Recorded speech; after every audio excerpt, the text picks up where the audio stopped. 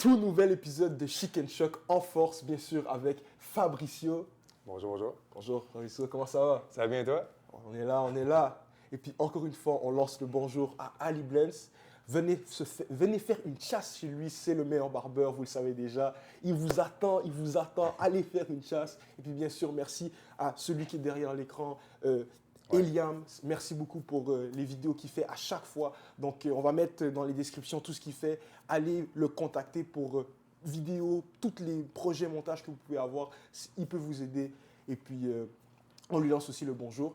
Et puis aussi, bon, vous le savez déjà, nous, on fait un épisode aujourd'hui sur les finances, un approfondissement, un épisode qui va vous aider à aller dans un niveau supérieur. On avait déjà fait un épisode avec Paul Amoussou, d'ailleurs, on le lance le bonjour, et qui nous a déjà apporté une très bonne base. Mais là, on a un expert, on a un autre expert qui est là aussi pour nous apporter des très bonnes bases. Donc, bonjour Fabricio. Bonjour. Fabricio, très content que tu sois avec nous. Et puis, si tu peux juste te présenter à l'audience qui est là avec nous. Oui, bien déjà, en fait, déjà, je te remercie parce que c'est un honneur que je puisse être présent ici.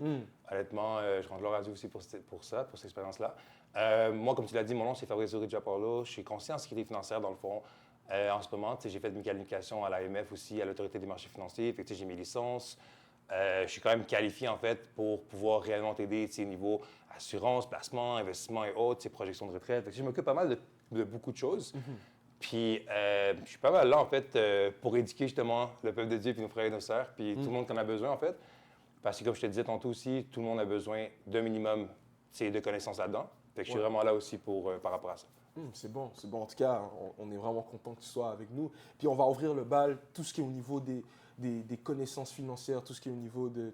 Tu l'as dit aussi, toi, tu es en sécurité financière. Ouais. Et puis, justement, est-ce que tu peux nous dire un peu plus ce que tu fais présentement en tant que métier? Oui. Fait que dans le fond, conseiller en sécurité financière, en fait, ma job à moi, c'est vraiment de t'accompagner sur... de te faire vraiment un plan complet de tes finances. Par exemple, là, tu peux relier ça un peu comme un médecin pour les finances. Okay. Quand tu as un problème, dans le fond physique, tu vas voir le médecin pour avoir un diagnostic. Quand tu as un problème financier, tu vas avoir un conseiller en sécurité financière. Okay. Moi, je m'occupe vraiment de voir c'est quoi ta situation réelle en ce moment, c'est quoi tes projets, où tu en es, est-ce que tu vas sur le bon chemin ou pas. Puis je te fais vraiment une projection personnalisée, comme à tes besoins, à ce que toi tu recherches, à ce que tu as. Puis je te guide sur les meilleures stratégies financières pour que tu atteignes tes buts les plus rapidement possible. Fait que c'est vraiment ça, mon travail, en fait, c'est t'accompagner là-dedans, puis être sûr que peu importe ce qui se passe, pourquoi on dit sécurité aussi, c'est parce que je m'occupe de créer un filet de sécurité aussi dans tes finances pour être sûr que non seulement tu atteins tes buts, mais en plus de ça, s'il y a une situation qui se passe, un événement incontrôlable, peu importe, tu sais que tu as une paix d'esprit parce que peu importe ce qui se passe, tu vas être aidé financièrement, tu vas être correct. Okay. C'est pas mal ça, en fait, mon travail. Ah, c'est fort. Ouais. En tout cas, on voit vraiment que tu connais ton domaine, tu es un expert. Donc, sans plus tarder, on va rentrer un peu dans le vif du sujet. Et puis, comme on avait déjà parlé on avait déjà parlé plusieurs fois, tout ce qui est au niveau de... ultimement, on sait que la plupart des gens qui nous écoutent, ils travaillent, tout ça, ils obtiennent une certaine source de revenus. Et puis après, on va aller plus en détail dans tout ce qui est épargne, investissement, mais au niveau des revenus. Ouais. Ultimement, dès que tu obtiens tes revenus, comment on devrait réfléchir, comment on devrait penser, comment on devrait approcher justement les revenus? OK. Fait que dans le fond, tes revenus, justement, c'est l'argent que tu reçois par mois quand tu gagnes. Dans le fond, ça, c'est tes revenus. Moi, je te dirais de vraiment gérer tes revenus, c'est vraiment de commencer à te faire un budget. C'est de savoir un peu, de te faire une structure, savoir, bon, combien je gagne par mois, c'est quoi mes dépenses, combien il me reste à la fin du mois. C'est juste vraiment de pouvoir te structurer. Okay. Tu vois, parce que gérer tes revenus, en fait, c'est juste de pouvoir planifier et être sûr que tu n'es jamais dans le rouge, être sûr que tu as un plan. La raison pourquoi je te dis ça, c'est parce que je vais te donner une vraie statistique. Okay. Au Québec, en ce moment, on a 1 sur 3 Québécois, qui a 34 % je te dirais, qui vivent chèque par chèque et qui attendent toujours leur chèque de paye. Parce que si le chèque ne vient pas, ils seront tombés dans le rouge directement. Ah ouais? Puis pourquoi? C'est parce que justement, il manque cette planification, cette structure-là. Puis c'est ça un peu, je te dirais, gérer ses revenus, en fait, c'est d'être sûr de voir, OK, je gagne tel montant, je dépense tel montant, à la fin, il me reste telle chose. C'est de faire ce plan structuré-là. Et puis, est-ce que tu penses que le plan est capable d'éviter de nombreuses situations? Du sens que, ultimement, c'est sûr qu'il y a des gens aussi, on a tous un niveau de revenu différent. Oui, exact. Et puis, dépendamment aussi de ce qu'on fait dans la vie, est-ce que ça dépend vraiment du revenu pour pouvoir avoir un bon plan d'épargne? Non, honnêtement, non. Sincèrement, là, honnêtement, que tu sois un étudiant à temps partiel, que tu sois en fait un emploi à temps plein, le but, ton plan pour gérer tes revenus, en fait, est toujours présent. Parce que c'est un peu universel, je te dirais. Parce que chaque personne, que tu fasses 100 000 par année, que tu fasses 20 000 par année, tu as besoin de structurer quand même tes revenus, tu as besoin de ce plan financier là. Pourquoi? Comme je te disais, en fait, c'est que je vais te donner un exemple précis. Moi, j'ai rencontré un client, justement, qui était venu me voir parce qu'il avait un problème financier. Il disait qu'il n'arrivait pas à payer ses affaires. Il avait, dans le fond, tu sais, il pensait qu'il devait trouver un autre job. Il avait vraiment des problèmes financiers à ce niveau-là. Quand on a regardé ensemble, moi et lui, on a fait un plan. En fait, on a réalisé qu'à la fin du mois, il lui restait une bonne somme d'argent quand que lui pensait toujours être dans le rouge au point qu'il n'avait même pas assez pour acheter ce qu'il devait. Puis là, on était comme, OK, attends, tu vois, comme on a fait un plan, on a structuré. Puis là, tu réalises qu'à la fin du mois, sur ta vraie situation, c'est ce qui te reste. Même lui était choqué. Mais c'est pour ça que je te disais que structurer tes revenus, en fait, tes finances, c'est vraiment de faire, OK, j'ai ces revenus-là, j'ai ces dépenses-là, il me reste ça à la fin. Ça te permet de reprendre le contrôle. Ça te permet justement de savoir, bon, l'argent va là, ça, c'est comme ça. Puis tu n'as pas besoin de faire 100 000 ou de faire plus ou quoi que ce soit. Tu peux avoir littéralement 10 000 par année et faire la même structure et ça va fonctionner quand même. C'est ça qui est le fun. Et puis, ce qui est intéressant, c'est qu'on voit, c'est un côté de discipline. Exactement. Et puis, je pense que c'est quelque chose qu'on avait sûrement déjà parlé ensemble. Yes. Et puis, c'est là où je me dis, comment établir cette discipline pour justement avoir cette conscience d'esprit pour les finances? Parce que quelque part, de temps en temps, ça demande un certain effort de se dire, ah, tu sais, comme je sais que ce montant que je ne dois pas toucher et je sais dans quoi je dois un peu m'orienter pour pouvoir justement subvenir à mes besoins au niveau financier et tout. Ouais. Si tu me parles de discipline financière, en fait, tu sais, discipline d'épargne, ce qu'on veut. Parce que, tu sais, quand tu parles d'épargner, en fait, parce que pour moi, c'est la question, ce que je comprends. Quand tu parles d'épargner, en fait, ce qui est important, quand je te parle de discipline, c'est que tu n'as pas besoin d'avoir 500 $ par mois, 1 000 $ par mois pour épargner. Le fait de discipliner, en fait, c'est juste d'ouvrir, exemple, un CELI, un REER et autres, c'est juste de commencer vraiment à mettre, même si tu mets un 20 $ par mois, un 50 $ par mois, tu vas commencer à avoir une progression et l'argent va travailler pour toi. Je vais te donner un exemple. Comme je te disais tantôt, il y a une structure avant de penser à faire ça. Une fois que tu as fait ton budget, tu as fait tes revenus, tu as fait tes dépenses, tu sais combien tu as, tu commences à épargner. Épargner, honnêtement, la raison pourquoi tu épargnerais, c'est de mettre de l'argent de côté pour ton lendemain. Tu sais, tu sais un petit peu, là, tu sais que, genre, on ne sait pas ce que le lendemain peut enfanter. La Bible dit aussi, c'est la Proverbe 27.1, on ne sait pas ce que le lendemain peut enfanter. Le but d'épargner, c'est de mettre un montant, puis d'avoir cette discipline-là, c'est juste le fait de te dire, bon, je vais mettre ce montant-là d'abord avant d'aller dans mes loisirs et autres. Tu comprends ce que je veux dire? La majorité du monde, qu'est-ce qu'ils font? C'est qu'ils reçoivent leur paye. Ils font leur... Tu sais, il y en a qui ne font pas de structure, il y en a qui le font, comme je te disais, leur budget à ce niveau-là. Puis après ça, ils vont directement aller sur loisirs, sur choses. C'est des choses qui ne sont pas prioritaires, mais ils vont oublier de s'investir en eux-mêmes. Puis c'est ça un peu la différence. Moi, si je peux te donner un truc pour faire une discipline financière, c'est vraiment d'avoir un montant qui se retire automatiquement, mettons un 50 $, 20 $ de ta paye ou quoi que ce soit. Tu vas même l'oublier et tu vas commencer à épargner sans même te rendre compte, puis ça ne t'affectera pas du tout. Je ne sais pas si je te réponds un petit peu à ta question. Ouais, ben là, je vois un peu dans quoi on s'oriente et tout. Donc, ultimement, ce n'est pas nécessairement le montant en soi, mais c'est plus le geste. Exact, c'est la discipline que tu as là-dessus, parce que c'est pas le montant. Tu peux investir 20 $ par mois, 30 $ par mois. Le but, c'est juste de commencer. Le but, c'est juste de commencer et de te dire, bon, si j'investis 20 $ par mois, par exemple, dépendant de ta capacité, là, ça peut être 20 $, 50 $, peu importe, le montant, c'est juste de vraiment commencer à le faire. Puis juste en commençant, surtout si tu prends des techniques, par exemple, on le retire automatiquement de ta paye autre, tu vas même pas t'en rendre compte. Ça, c'est fort. Fait que tu vas directement pouvoir bâtir ce coussin financier, ce fonds d'urgence-là déjà, puis tu vas déjà commencer à pouvoir épargner sans même te rendre compte. Tu seras aucunement affecté, en fait. C'est fort. Et puis, si tu nous écoutes en ce moment, ça te parle un peu, tu te dis, ah, c'est vrai, il faudrait que je commence à épargner. Ça fait depuis un certain temps, je commence à travailler. Et puis, tu sais, j'ai pas encore pris cette notion, j'ai pas encore compris cette notion de pouvoir mettre de côté. Moi, je t'encourage aujourd'hui et maintenant. Aujourd'hui, tu peux commencer à épargner. Aujourd'hui, tu peux commencer à juste mettre, même si c'est un 10 $, c'est le petit 10 $ qui peut faire la différence. Parce qu'on le sait, le plus tôt tu commences, le plus tôt tu peux avoir des résultats. Et puis, ultimement, tu sais, il faut avoir cette patience de se dire, hey, regarde, je mets un 10 $, mais ce 10 $ va devenir un 20 $, ce 20 $ va devenir un 100 $, Exact. ce 100 $ va devenir un. Exact. Et puis jusqu'à ce que, ultimement, tu as une grande somme d'argent. Et puis, encore une fois, c'est pas vraiment le montant que tu mets, mais le geste. Exact. Puis si je peux te motiver aussi un peu plus en te disant pourquoi c'est important d'épargner, si je te disais tantôt que tu ne sais pas ce qui se passe le lendemain, ce qui est vrai, il peut arriver n'importe quoi, une perte d'emploi, réparation d'auto, maladie, peu importe, un événement incontrôlable qui survient, le plus tôt tu commences à épargner, le plus de temps tu te laisses à bâtir justement ce coussin-là et à bâtir cette sécurité financière, ce fonds d'urgence. On appelle ça un fonds d'urgence dans le monde des finances. Puis normalement, ça représente 3 à 6 mois de dépenses. Le plus que tu commences à vraiment, dans le fond, épargner, tu sais que peu importe ce qui va se passer, s'il y a un événement qui se passe, tu as besoin d'argent directement, tu as une situation qui survient, tu auras la paix d'esprit, tu n'auras pas à chercher partout, l'argent est déjà là, parce que tu as déjà commencé cette habitude-là. Est-ce que tu me suis? Ouais, je suis. C'est ça le but, en fait, d'épargner. C'est vraiment juste de pouvoir créer cette habitude-là pour toi-même, en fait. Investir sur toi-même en faisant ça, puis tu développes toi-même une paix d'esprit. Tu sais que peu importe ce qui va se passer, ça va aller là. OK. Non, c'est fort. C'est vraiment fort. Puis je me dis aussi, il y a un côté où est-ce que il faut penser comme ça, en fait. Ouais, Surtout dans le monde dans lequel on vit aujourd'hui, où est-ce que ça va tellement vite, au niveau de l'inflation aussi qui a joué un peu sur les prix. Ouais. Il y a plein de choses que... En fait, il y a plein de facteurs qu'il faut regarder et puis qu'on ne peut pas négliger. Objectivement, il faut regarder ces facteurs et se dire, bon, les prix ont augmenté, il y a ci, il y a ça, il y a les... Il y a des gens, c'est le loyer, il y a d'autres, c'est d'autres dépenses fixes. Tout augmente constamment. Exact. Ouais.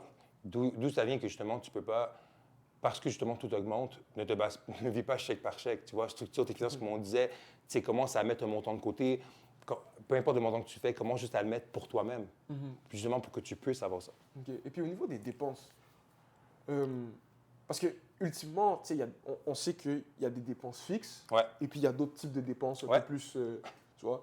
Et puis bon, tu sais, après, ça varie de personne en personne. Moi, je me suis toujours dit que, en premier, tu t'occupes de tes dépenses fixes, et puis là, après, tu regardes tes dépenses, tu vois. Effectivement.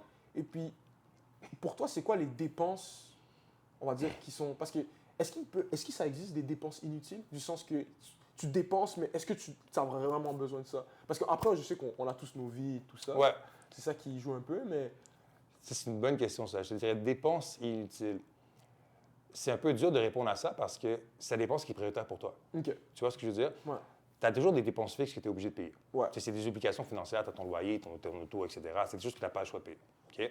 Mais après ça, avec l'argent qui reste, je ne peux pas te dire, exemple, que payer un restaurant, c'est inutile ou payer autre chose, c'est inutile. Ouais. La raison pourquoi, c'est parce que il faut que tu puisses vivre aussi. Ouais. Tu comprends? Tu as besoin d'un montant pour pouvoir vivre ta vie. Tu as besoin d'un montant pour pouvoir enjoy puis pouvoir vraiment, dans le fond, comme te dire, OK, ben je prends ce montant-là, ça sert à, je sais pas, moi, mettons exemple, t'aimes faire des sorties, t'aimes avoir ton Starbucks tous les matins, t'aimes avoir comme, genre, tu sais, ton café, t'as besoin de ça, en fait, je te dirais pas de te priver.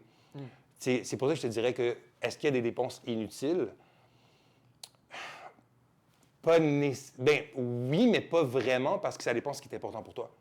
Je sais pas si tu vois ce que je veux dire. Ouais. Si toi, tu as besoin de ton café le matin, je te dirais pas qu'il est inutile. Ouais. Je te dirais juste qu'on va structurer tes finances pour En fonction de ça. OK, c'est fort. Tu vois, c'est tes priorités, en fait, qui vont amener là. Après tes obligations fixes, après ce que tu es obligé de payer, le reste, on va le mettre sur ce qui est prioritaire pour toi. Fait que c'est pas des dépenses inutiles, en fait. Mais où est la ligne entre les dépenses, justement, genre fixes, les dépenses prioritaires et on va dire l'excès? OK. Dans le fond, OK. Fait que tu vois, on a parlé justement au début, on parlait de gérer tes revenus, on parlait de faire un plan, on parlait de faire un budget. Tu sais, à ce niveau-là, tu as fait tes revenus, tu as fait tes dépenses, tu sais combien il te reste. Ouais. Tu as payé, dans le fond, tes dépenses ont payé tes dépenses fixes. Tu sais, loyer, etc. OK? Le montant qui reste à la fin, comme je t'ai dit, tu prends un montant, dans le fond, pour tes loisirs et tout. Mais moi, je te dirais d'avoir une balance et un équilibre. Okay. Ce qui est important là-dedans, c'est d'être sûr que tu ne tombes jamais dans le rouge, que tu ne sois pas impulsif, que tu n'ailles pas, dans le fond, dans l'excès de ce que tu veux. C'est justement ça aussi le plan de faire ton budget, c'est de contrôler tes finances, à savoir, OK, parfait, il me reste ça. Ben moi, je me dis, exemple, il te reste 400 $, je me prends un 100 $ là-dedans ou un 200 $ pour mon loisir, puis le reste, je le garde. Puis le but, c'est que tu ne tombes jamais dans le rouge, en fait. C'est ça que je te dirais, l'équilibre et la balance, c'est ce qui est important. L'équilibre. Ça, c'est un mot, je pense, qui est vraiment important à retenir, l'équilibre, en fait. C'est vraiment de savoir jauger, de savoir se dire, OK, comme à un certain point, ça, c'est ma limite. Exact. OK, ouais. Exact. Ça, c'est fort. À un certain point, tu dois te dire, puis c'est là d'où venait la discipline aussi.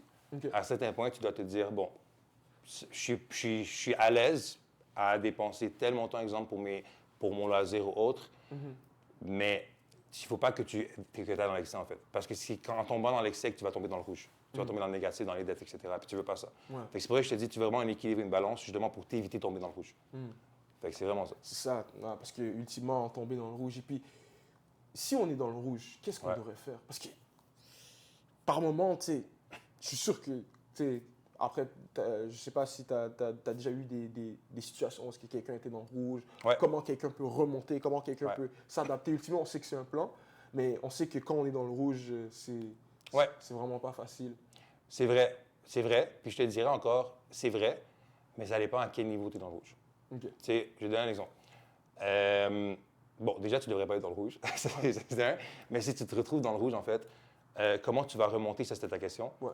Comment tu remontes, en fait, comme je te disais, une fois que tu as fait ton plan, tu connais et tout, tu vas voir un peu c'est quoi tes priorités, même sur tes dépenses-là. OK. Parce que le but, je vais donner un exemple un peu. Quand tu es dans le rouge, en fait, ou tu as des dettes ou quoi que ce soit, ton but, c'est de t'en sortir le plus rapidement possible. C'est de couler, en fait, la dette qui a le plus de taux d'intérêt, celle qui te bronche le plus. OK. Je ne sais pas si tu comprends que je te dis ça. Repérer le truc le plus important. Ouais, la priorité, dans le fond, dans ta dette. OK. Puis comme je te dis, tout part d'un plan. Une fois que tu auras fait, dans le fond, ton plan, déjà ton budget, tu vas savoir exactement combien tu as. Bon, parfait. On va dire qu'il te reste 400 $ à la fin du mois. Tu as fait toutes les dépenses, il te reste 400 $. Parfait. Ta dette, on va dire que ta dette, elle est je sais pas moi, on va dire que tu as une dette de 1000 $, on va dire. Tu ne peux pas la payer d'un coup. Tu es d'accord avec moi? Ouais. Ce que tu vas faire, c'est que, encore une fois, c'est pas parce que tu as une dette que tu vas t'empêcher nécessairement de vivre. Tu comprends? Okay. Fait que sur ton 400 $, on va dire que tu vas prendre un 100 $ puis tu vas discipliner 100 $ pour faire ton loisir. Tu vas mettre 300 $ dans ta dette. Et tu vas la réparer comme ça, en fait. Tu vas remonter comme ça tranquillement. Ça prend la patience, la discipline.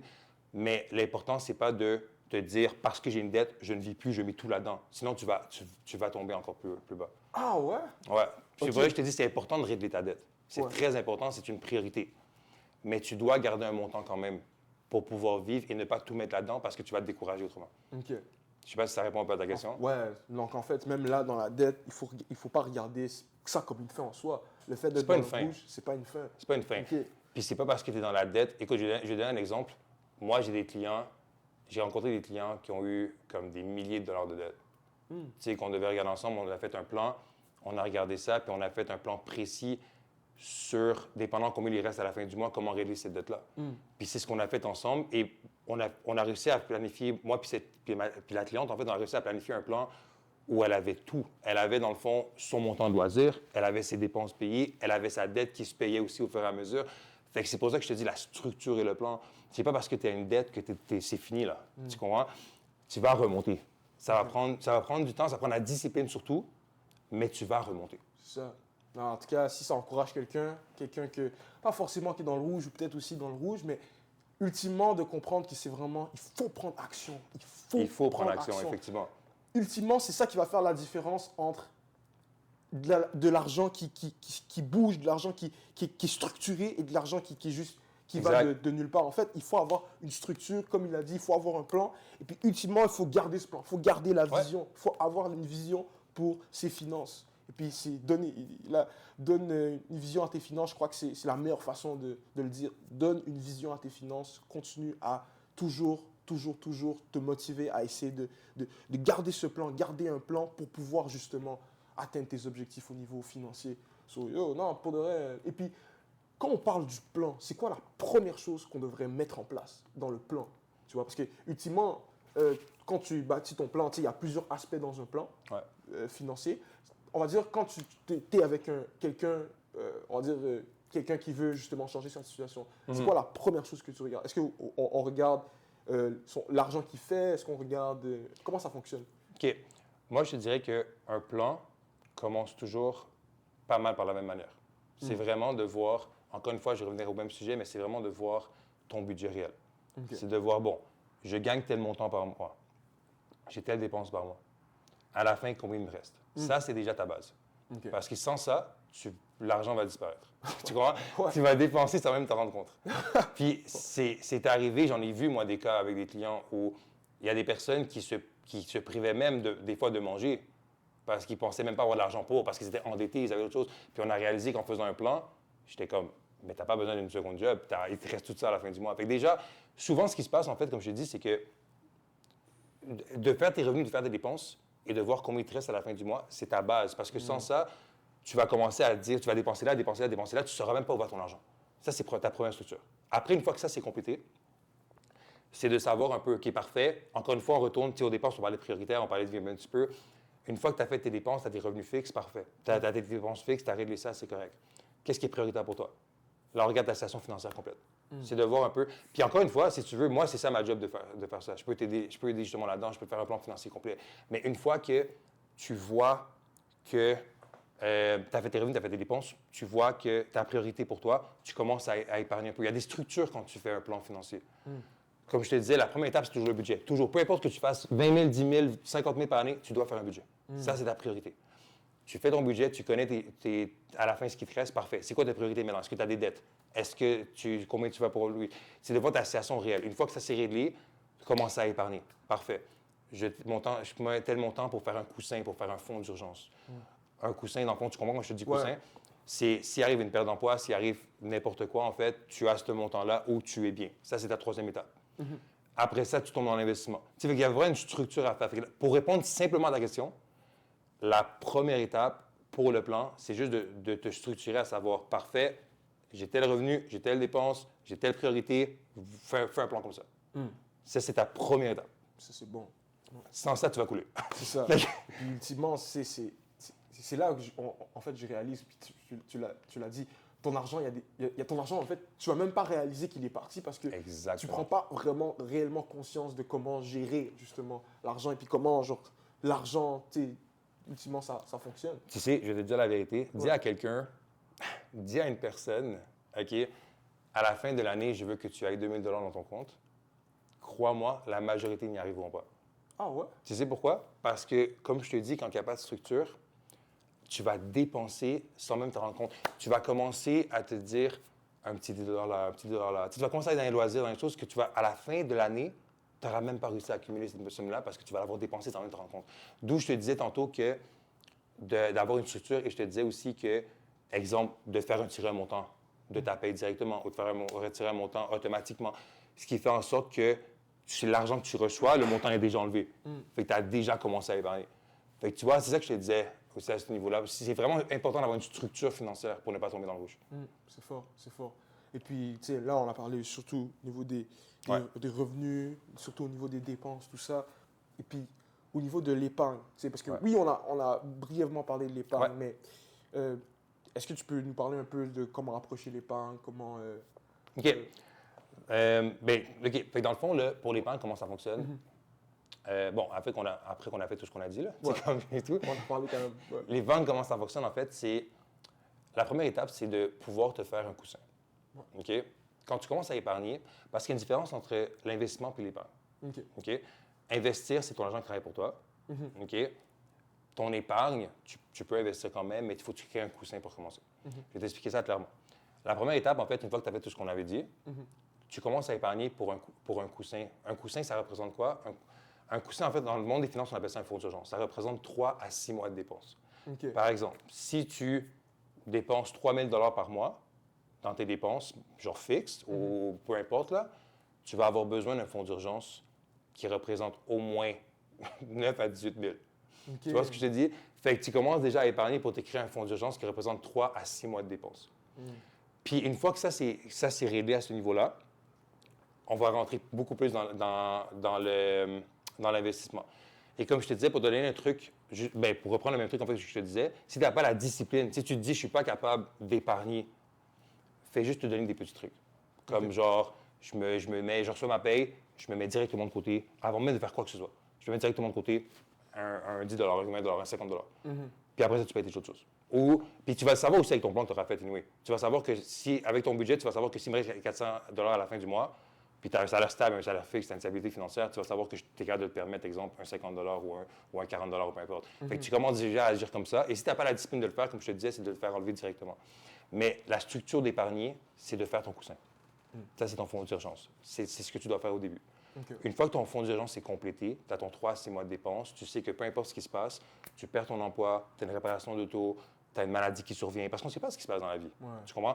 Tu as un accident au travail, tu te fais... Tu sais, peu importe ce qui peut se passer, tu comprends? Tu sais que tu as ça en cas d'urgence. Ça, c'est ta première étape. Après ça, on va rentrer dans l'investissement. Si je te parle un peu plus d'investissement, on parlait justement que... Tu as déjà entendu la phrase « l'argent fait de l'argent ». Exact, ouais. OK, parfait. On a pas mal tout entendu ça.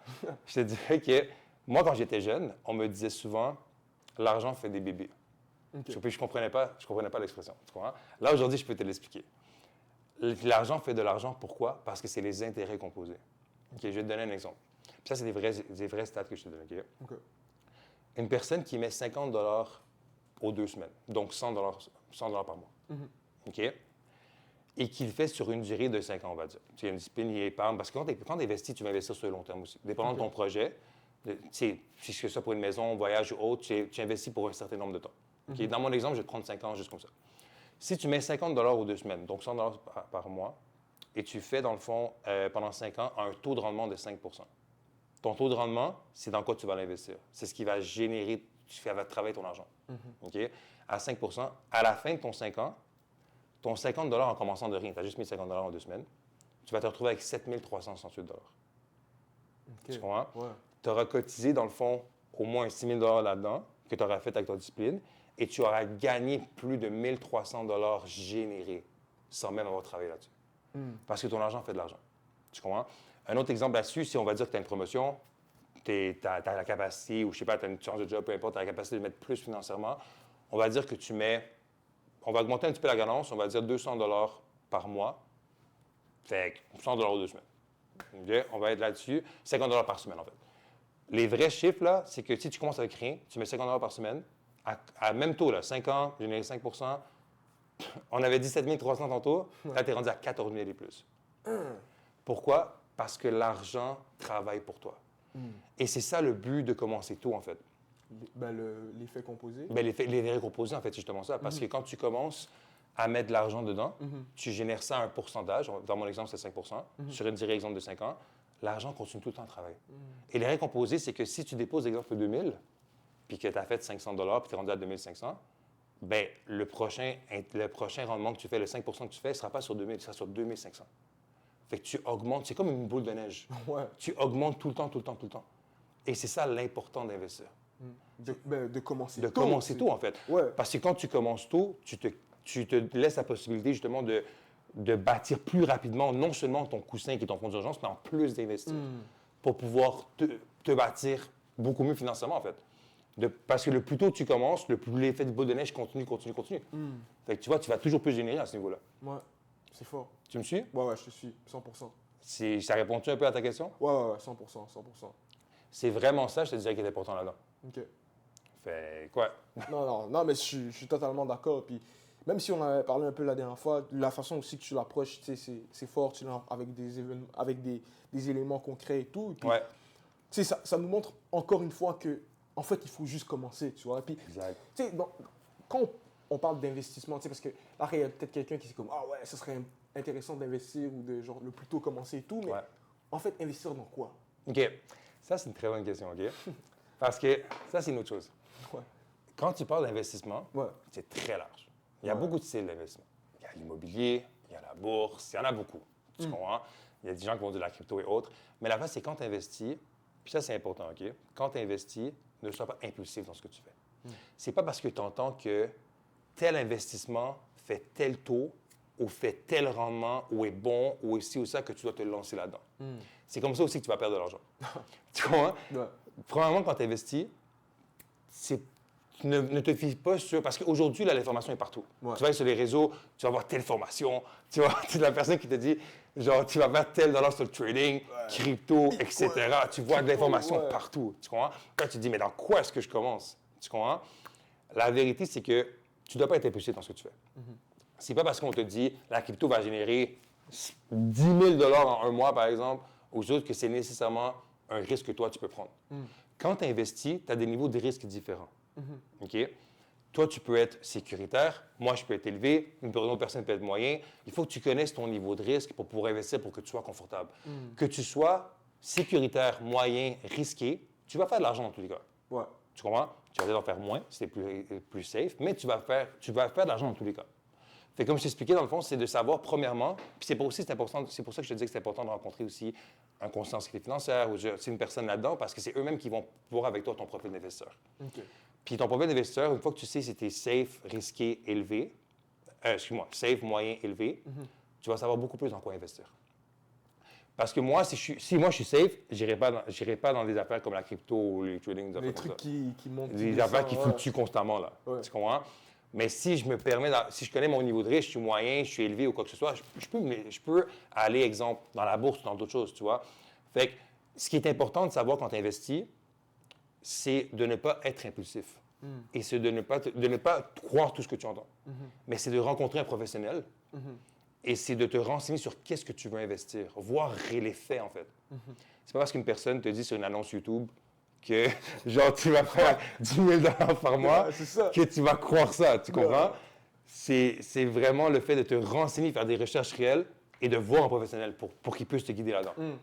Non, je suis d'accord. C'est pas mal ça que je dirais. Non, c'est fort, c'est fort. Puis ultimement, c'est ça aussi, les professionnels sont là aussi pour nous aider. Là. On est vraiment là pour ça. Puis ultimement, c'est ça, genre, ultimement, on a besoin justement, parce que ultimement, on peut pas tout savoir, on peut exact. pas, tu sais, et puis de la même façon qu'on a besoin des professeurs pour nous enseigner, de la même façon qu'on a besoin de divers types de personnes dans la société pour nous aider dans un particulier sujet. Je pense que les professionnels aussi, au niveau des finances, peuvent nous aider justement à investir, peuvent nous aider à faire des plans, alors que nous, peut-être, ça va nous prendre 1 an, 2 ans. C'est sûr qu'apprendre aussi de par soi-même, apprendre sur être juste conscient de certaines choses, comme, OK, comment ça fonctionne, c'est quoi exactement la bourse, c'est quoi exactement investir, tout ça. Ultimement, ça va nous aider aussi à prendre bonnes décisions. Ouais, prendre les bonnes décisions et s'acquérir les avantages. Parce qu'il y a des avantages aussi dans les finances et tout. Ben oui, oui. C'est ça. Il y a beaucoup d'avantages, justement. En investir, tu as beaucoup d'avantages. Tu as beaucoup d'avantages des finances. Mais comme je t'ai dit, je ne peux pas te dire quel investissement faire parce que ça dépend de ton niveau de risque, ça dépend de ce que tu es confortable, ça dépend de quoi tu veux aller, tu vois. C'est pour ça que si, exemple, tu rencontres... De un, tu l'as bien dit, puis c'est vrai. Tu dois aussi être curieux. Tu dois aussi, comme genre, tu vois, te renseigner aussi et voir ça. Mais si tu rencontres un professionnel, là, nous, notre job à nous, c'est de te faire un plan exactement sur tes besoins réels et sur ton niveau de risque réel. Tu sais, si tu me dis, exemple, que tu es moyen ou tu es safe, si tu es safe, je ne te mettrai pas dans quelque chose de méga risqué. Tu comprends? C'est de voir un peu vraiment où tu en es pour te guider le plus proche possible de ce que tu es confortable avec. Fait que tu vois, mais le but, c'est juste de commencer. C'est juste de commencer à épargner, juste de commencer à investir. Que tu sois étudiant, que tu sois à temps partiel, que tu fasses 100 000 par année, ça ne change rien. Tu dois structurer tes finances, tu dois commencer, tu dois investir, c'est ce qui est important. Bien dit, bien dit. C'est pas mal ça. D'accord, à 100%. Et puis, le type de compte d'épargne qu'on pourrait avoir, est-ce que ça, tu peux nous approfondir? Parce qu'il y a des gens, peut-être, ils ne savent pas, on parle de CI, on parle de REER, on parle... C'est des termes que, dans le monde, on va dire, financier et tout, c'est des termes qu'on pourrait connaître et tout, mais il y a des gens, tu lui parles de CELI, ils sont comme, pourquoi moi j'ouvrirais un CELI, ça sert à quoi? Je veux dire. Je ne sais pas si tu pourrais nous apporter un peu une certaine connaissance là-dessus. Ouais. Fait que dans le fond, tu sais, quand tu investis, on parlait d'investissement dans le fond, l'immobilier, bourse et tout, c'est des investissements. OK? Les CELI, les REER et tout, c'est des véhicules de placement. OK. Fait que pour t'expliquer ça un petit peu, c'est comme si ton CELI, ton REER, c'est un bol. Puis ton investissement immobilier, bourse, c'est ta nourriture dedans. Là. Tu comprends? Ton REER et ton CELI, c'est qu'est-ce qui supporte ton investissement. Fait que je te donne un exemple. Un CELI, c'est un compte épargne libre d'impôt. OK? À quoi ça sert? Tu peux pas entendre ça et tu es comme, j'ai aucune idée c'est quoi. Tu comprends à quoi ça sert? Dans le fond, un CELI, c'est un compte que tu ouvres, OK, où que tout l'argent que tu mets dedans est libre d'impôt. Libre d'impôt voulant dire que tu ne payes pas de taxes dessus. OK? Tout l'argent qui fructifie dedans, fait qu'il grandit en investissant, justement, comme on disait, c'est 5 %, etc. Fait que l'argent qui fructifie dedans et l'argent que tu retires, tu ne payes pas de taxes dessus. Fait que c'est quand même très bien, en fait, parce que tu génères de l'argent, tu investis de l'argent et tu peux retirer quand tu veux sans justement devoir payer quoi que ce soit au gouvernement. Fait que ça, c'est quand même très bon. C'est le meilleur, je te dirais, véhicule par quoi commencer? Le CELI. Le CELI. OK. Parce que tu commences par là directement. Tu sais, encore une fois, dépend de ta situation. Mais le CELI, en fait, c'est toujours gagnant parce que tu ne paieras jamais d'impôts, en fait, ou de taxes au gouvernement. Ça. Tu vas pouvoir fructifier et retirer exactement ce que tu gagnes. Tu comprends? Fait que ça, c'est super bon à ce niveau-là. Le REER, lui, c'est un régime enregistré d'épargne retraite. OK. Tu comprends? Peut-être que je Ouais. te dis REER, tu n'as aucune idée de c'est quoi, mais genre un REER, en fait, à quoi ça sert? Un REER, vraiment, ça sert à plusieurs choses. Il y a du monde qui, principalement, c'est pour ta retraite. Tu comprends? Quand tu investis dans un REER, ça sert à baisser ton niveau de palier. Puis là, je suis un petit peu plus dans le profond un petit peu, mais je vais t'expliquer ça un petit peu. On va dire que tu fais 50 000 par année. OK. OK? On va dire que ça, c'est ton salaire. OK? Si tu investis 20 000 dans un REER, par exemple, OK? Aux yeux du gouvernement, quand tu fais tes impôts à chaque année, parce qu'on n'a pas le choix de faire, aux yeux du gouvernement, tu n'as pas fait 50 000 tu as fait 30 000 OK. Tu comprends? Ton 20 000 que tu as fait dans ton REER, le gouvernement ne le compte pas. Parce que ça fait baisser ton palier. Bon, quand je dis palier, peut-être que tu comprends, mais ça fait baisser, dans le fond, les impôts que tu vas devoir payer au gouvernement, en gros. OK. Tu comprends? Fait que c'est ce qui est bon avec ton REER, puis c'est pas je te dis ça dépend de ta situation, ça dépend de ton salaire et tout, mais un REER, ce qui est vraiment bien, c'est que c'est principalement pour ta retraite. Fait que c'est quoi? C'est que tu mets de l'argent dedans, tu investis dedans, tu fais baisser ton palier, fait qu'aux yeux du gouvernement, tu fais moins d'argent, donc tu reçois plus de retours de leur part. C'est quand même vraiment bon. C'est fort. Tu fructifies à l'abri de l'impôt, fait que tu fructifies dans le fond ton argent sans payer. Par contre, quand tu vas retirer cet argent-là, tu vas être imposé par le gouvernement. Parce que c'est juste tu rapportes de l'impôt. C'est quand même très bon parce qu'il y a beaucoup de retours que tu as eu, que tu as pu générer et investir. Tu comprends? Mais un REER, normalement, c'est fait justement pour la retraite. Un REER, c'est fait qu'à 65 ans, tu as mis, 60 ans, 65 ans, peu importe quand tu prends ta retraite là, tu as un REER qui est disponible au moins, puis tu peux l'utiliser pour vivre et pour faire des questions, etc. C'est un soutien que tu as. Ça, c'est pour ta retraite. Sinon, tu peux l'utiliser pour d'autres choses aussi. Un REER, sert aussi à acheter ta première propriété, une propriété. OK. Tu peux rapper avec un REER. Là, je suis plus technique, là, mais tu peux rapper dans un REER. Tu peux l'utiliser justement pour t'en servir justement pour prendre l'argent dedans qui t'aide aussi à acheter une première propriété. On appelle ça un RAP. OK. Tu comprends? Fait que tu as la retraite, tu as le RAP et même autre pour les Ça, études. quand tu parles du rap, est-ce que tu peux nous décortiquer un peu? Juste pour... Ouais. Fait que je te dirais, OK. Fait que je te dirais, dans le fond, pour le REER, en fait, quand tu rappes, c'est que tu investis, dans le fond, un montant dans ton REER. Tu fructifies, dans le fond, tu gagnes littéralement et tout. Après ça, tu peux utiliser cette portion-là de ton REER que tu peux retirer pour acheter ta propriété, mais que tu vas devoir rembourser dans 15 ans. Donc, Tu as 15 ans pour rembourser. OK. Donc, Tu comprends? ça c'est un... Ça, c'est ton REER, c'est un RAP. OK, ça, c'est ce qu'on appelle un rap. Ça, c'est un RAP. OK. Ta retraite, en fait, c'est une fois que tu vas commencer à mettre de l'argent, tu vas fructifier. Au niveau de ta retraite, quand tu vas retirer tranquillement. Fait que tu seras imposé, mais moins à ce niveau-là. Mais tu vas avoir gagné des retours. Fait que tu vois, c'est ça un peu la différence des véhicules, comme je te dis, de placement. Le CELI, c'est que tu mets de l'argent dedans, tu fructifies, tu retires, tu ne payes jamais rien d'impôt. Tu n'as jamais d'impôt au gouvernement. REER, bon, tu investis, tu fais baisser, fait qu'aux yeux du gouvernement, tu fais moins, donc tu reçois plus de leur part à eux, si tu avais à réinvestir. Tu grandis, dans le fond, tu fructifies, en fait, aussi là-dessus. Et quand tu vas retirer, rendu à ta retraite ou autre, ou même pour rapper à ce niveau-là, tu vas être imposé, mais tu auras des conditions que tu vas faire. Mais dans tous les cas, tu vas être gagnant anyway. Fait que là, encore une fois, ça dépend. Si tu es vraiment débutant, là, tu n'as jamais eu de compte ouvert, moi, je te conseillerais par un CELI, puis d'y aller à ce niveau-là. OK. Mais c'est pas mal ça, les véhicules de placement que tu as. Après ça, on en a d'autres, là. On a d'autres, ça a des enfants, d'autres, tu sais. Ouais, c'est ça. CELIAP, un peu. Mais CELIAP aussi, c'est pour ta première propriété aussi. Mais un CELIAP, c'est la même chose qu'un CELI, mais pour ta première propriété. Fait que, tu sais, il y a beaucoup de styles, là. Mais en gros, c'est pas mal ça. Ouais. Et puis, en tant qu'étudiant, après ça, je lance ça comme ça. Qu'est-ce que toi, tu penses de... Après ça, c'est un autre un peu sujet. Ça rentre un peu dans tout ce qui serait dépensé par... Mais qu'est-ce que toi, tu penses de la carte de crédit en tant qu'étudiant? OK. Une carte de crédit... OK. Sincèrement, une carte de crédit, c'est pas mauvais. C'est pas mauvais. Tu comprends? OK. Mais en même temps, ça dépend de comment tu l'utilises. Ouais. Tu comprends? Encore une fois, on parle de la discipline. Tu comprends? Si tu as une carte de crédit, puis on va dire que ta limite, c'est 1 000 et comme tu es toujours au plafond, puis tu n'arrives pas à gérer tes choses, on s'entend que c'est peut-être pas la meilleure solution en ce moment. Tu comprends? Mais une carte de crédit, en guillemets, c'est pas mauvais. Okay. Tu comprends? Tu es là, tu payes tes choses, mais c'est juste que quand tu as une carte de crédit, il te doit avoir une discipline aussi. Tu dois te dire, bon, si je dépense tel montant, ou même vérifier tes choses, je suis rendu à tel montant sur ma carte, ben il faut que je sois sûr d'être capable de le rembourser. Okay. Tu comprends? Et en tant que sécurité financière, est-ce que tu aides les gens justement à savoir comment gérer une carte de crédit ou ça joue un peu, c'est plus de leur côté? Ça, c'est pas nécessairement...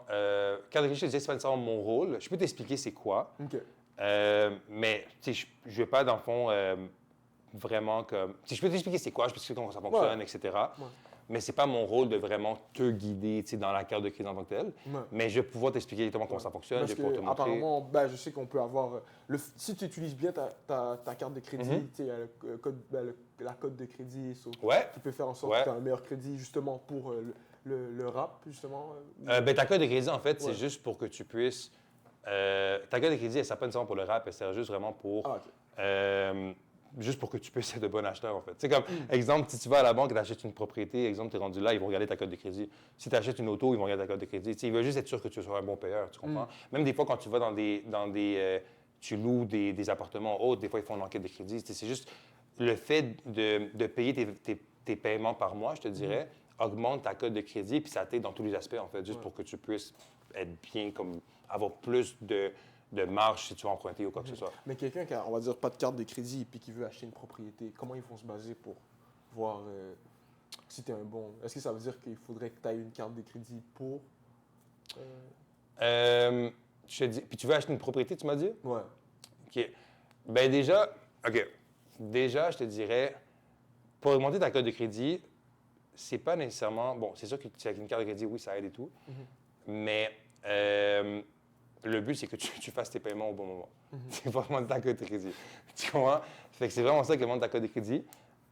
Pour acheter une propriété, je te dirais, tu n'achèteras pas une propriété avec une carte de crédit, ça c'est sûr. Non, tu peux pas. Mais tu vas devoir, comme on dit, tu vas investir, etc. Mais pour ta cote de crédit, justement, c'est sûr que ça aiderait pour augmenter ta cote de crédit, mais en même temps, tu as d'autres moyens de le faire. Tu n'as pas nécessairement comme... Le but, c'est que tu payes tes paiements à temps. OK.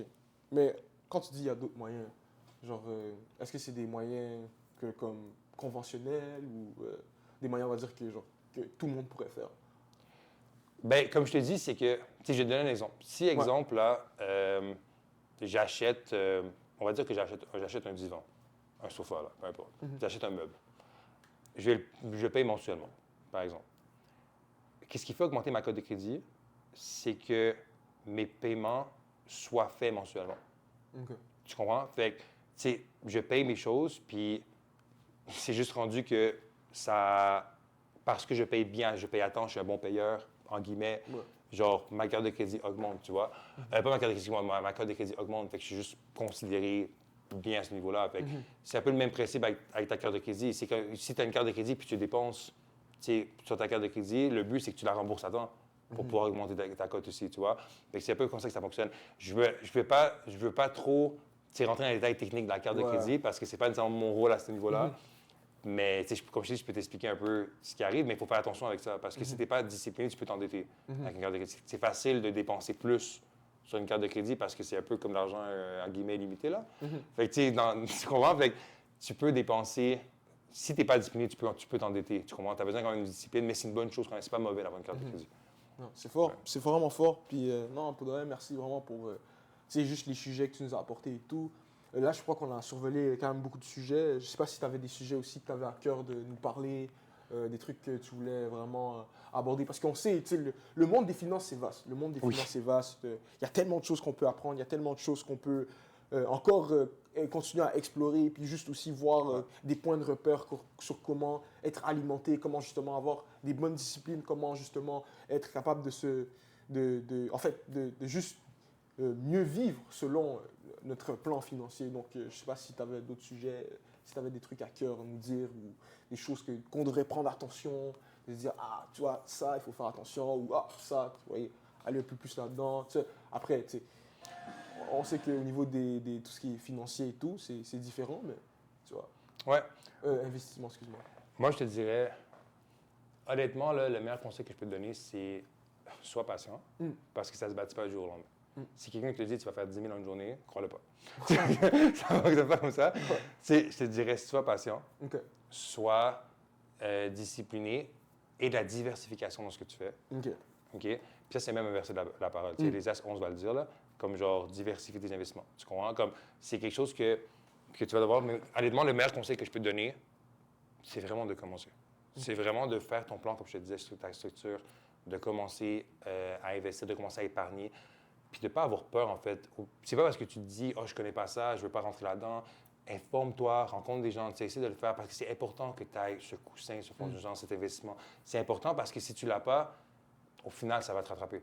Tu vois, comme moi, je vais te donner un exemple. Il y a des personnes qui ont 60 ans et plus qui sont obligées de travailler encore, malgré qu'ils sont malades, malgré autres. Ils sont obligés de travailler. Pourquoi? Parce qu'ils n'ont pas prévu leurs finances d'avance.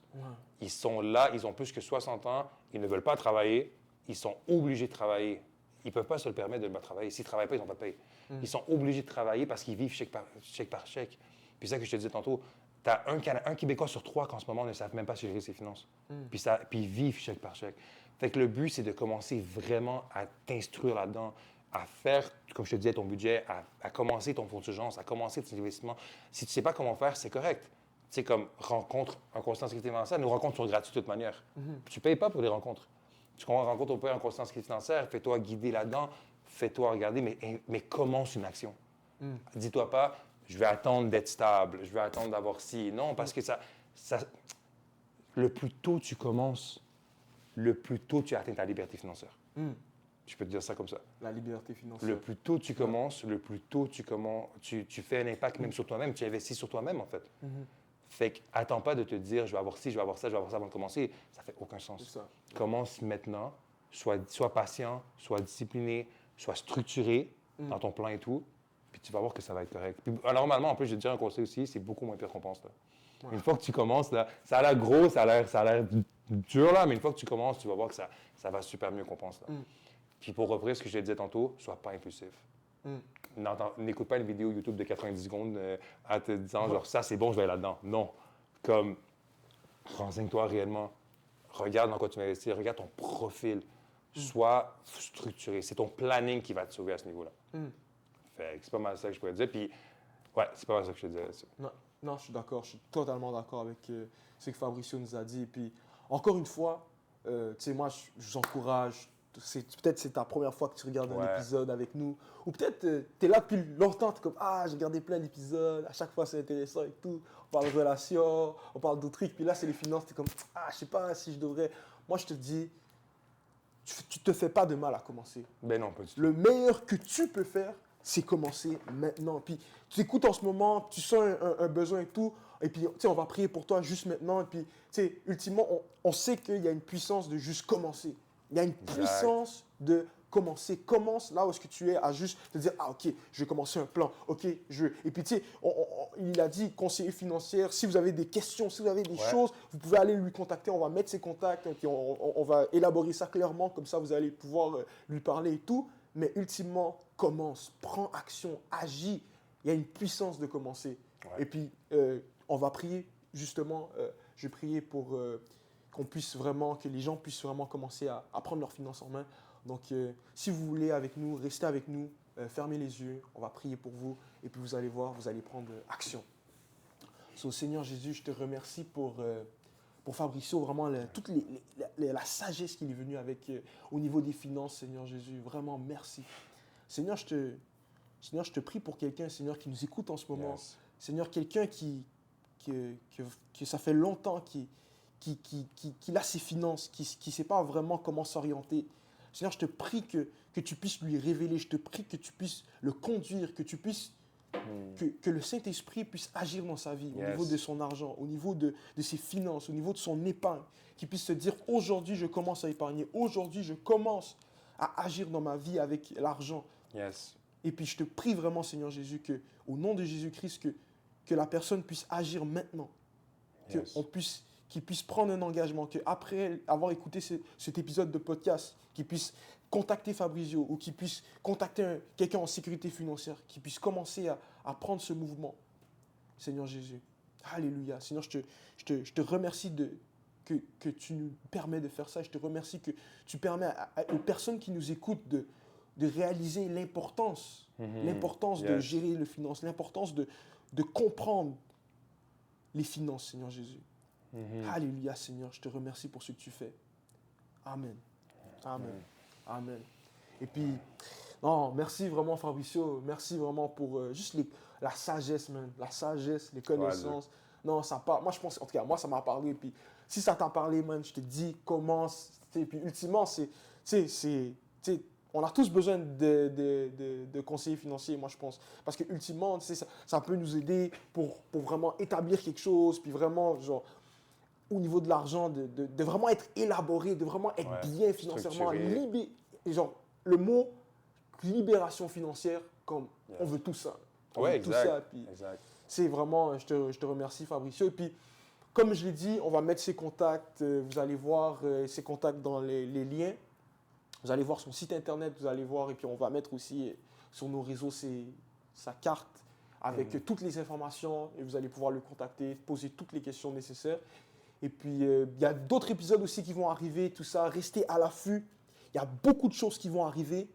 Cette année, 2026 vient de commencer. On est seulement le 3e mois. Donc, on reste ensemble pour cette année. Et puis, on se retrouve dans un prochain épisode de Chic and Chuck. Je te remets ma vie. Aujourd'hui, Pardonne mes péchés. lave-moi de ton sang. Lave-moi de ton sang. Je crois que tu es mort pour moi. Je crois que tu es mort pour moi. Je crois que tu es mort pour mes péchés. Je crois que tu es mort pour mes péchés. Mes péchés sont pardonnés. Mes péchés sont pardonnés. Je t'accepte comme mon Seigneur et Sauveur. Je t'accepte comme mon Seigneur et Sauveur. Je crois que je suis né de nouveau. Je crois que je suis né de nouveau. Merci de m'accepter. Merci de m'accepter. Merci Jésus de me restaurer. Merci Jésus de me restaurer. Amen. Amen. Si, vas-y. Si tu as fait cette prière sérieusement, moi je te garantis un jour, tu es à ma place en train de parler à tous ces gens qui ne comprennent pas. Dieu là, il force pas, tu comprends? Il force vraiment pas. Donc, je t'ai dit, congrats, bro, congrats.